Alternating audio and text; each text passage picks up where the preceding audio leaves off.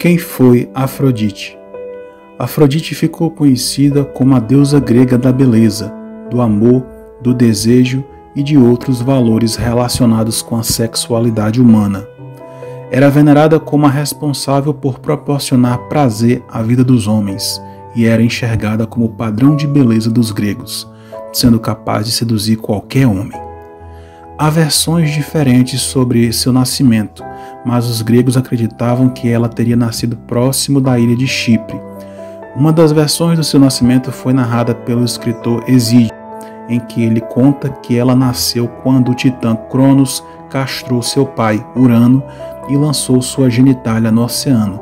Uma espuma surgiu dessa genitália, e no interior dessa espuma surgiu Afrodite. Numa outra versão que Homero apresentou, aponta que Afrodite seria filha de Zeus e da titanídea Dione. Essas versões geraram dúvidas entre os próprios gregos e uma teoria foi desenvolvida por Platão para explicá-las. Segundo o filósofo, existiam duas deusas chamadas Afrodite. A nascida da espuma seria uma deusa relacionada com um amor celestial, vindo da alma. Já a filha de Zeus seria relacionada ao amor lascivo e aos impulsos sexuais. A primeira seria Afrodite Urânia e a segunda, Afrodite Pandemos. Não só o nascimento de Afrodite gerou polêmica, mas também a origem de seu nome.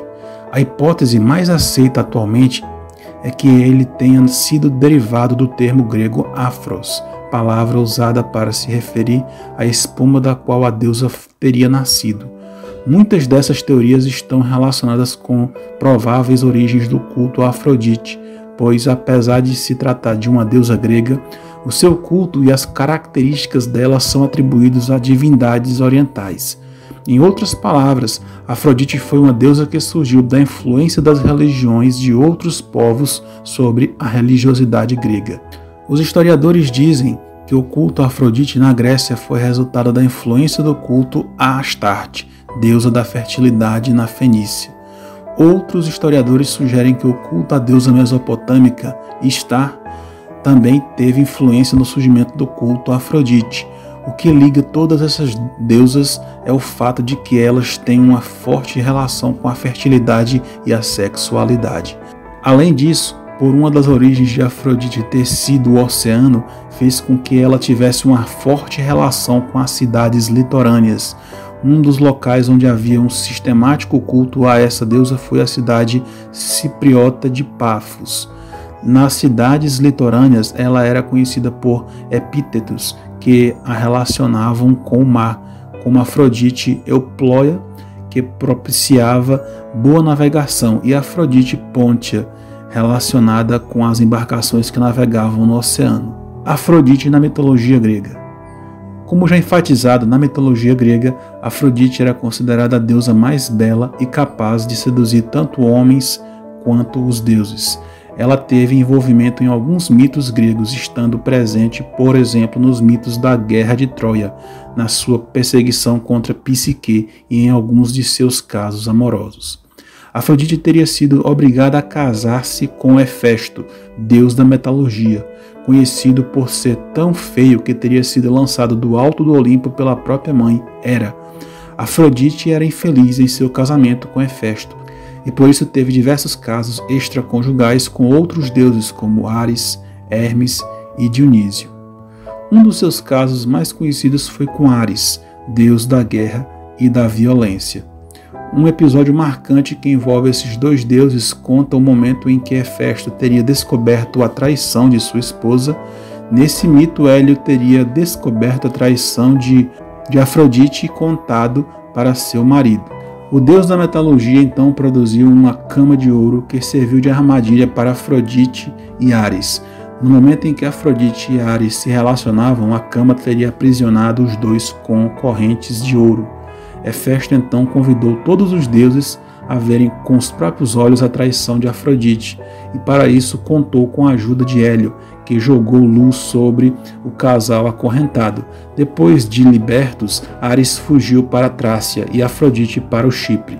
Outro episódio conta da ira de Afrodite com Psique, uma princesa reconhecida por sua grande beleza. A beleza de Psique seria tanta que ela era adorada por diversos homens que afirmavam que ela era mais bela que a própria Afrodite. A deusa então se enfureceu com a situação e enviou seu filho Eros para fazer Psique se apaixonar por um monstro como punição. Acontece que Eros se feriu com a própria seta e acabou se apaixonando por Psique. Então ele fez com que ela se casasse com ele em segredo, com a condição de que ela nunca visse seu rosto. Psique não obedeceu ao pedido de Eros, o que fez com que ele a abandonasse. Em desespero, Psique recorreu à própria Afrodite para que seu casamento fosse reatado. Afrodite seguiu castigando Psique ao ordenar que ela fizesse uma série de tarefas muito difíceis. No final, Eros interveio na situação e pediu para que Zeus aceitasse o seu casamento com Psique. Zeus concordou e convenceu Afrodite a aceitar o pedido de seu filho. Zeus então procedeu em transformar Psique em imortal. Culto a Afrodite. O local que centralizava o culto a Afrodite era mesmo a ilha de Chipre, embora outros locais como Cítera e Esparta também a venerassem. Como mencionado, um dos locais que tinha o culto intenso a ela era Pafos, cidade litorânea em Chipre. Em Pafos existia um dos templos mais antigos dessa deusa. Afrodite também foi bastante representada na arte grega, sendo que o seu nascimento da espuma do oceano e o julgamento de Paris no concurso de deusa mais bela são os episódios mais recorrentes a seu respeito nas representações gregas. A partir do século IV a.C. tornou-se comum representar Afrodite nua ou seminua. Os gregos também realizavam festivais para ela, como o Festival Adônia. Ele acontecia em lembrança ao luto de Afrodite pela morte de Adonis, amante da deusa que foi morto por um javali durante uma caça. Esse festival contava com a participação apenas de mulheres e acontecia em diferentes locais da Grécia, com destaque para Atenas.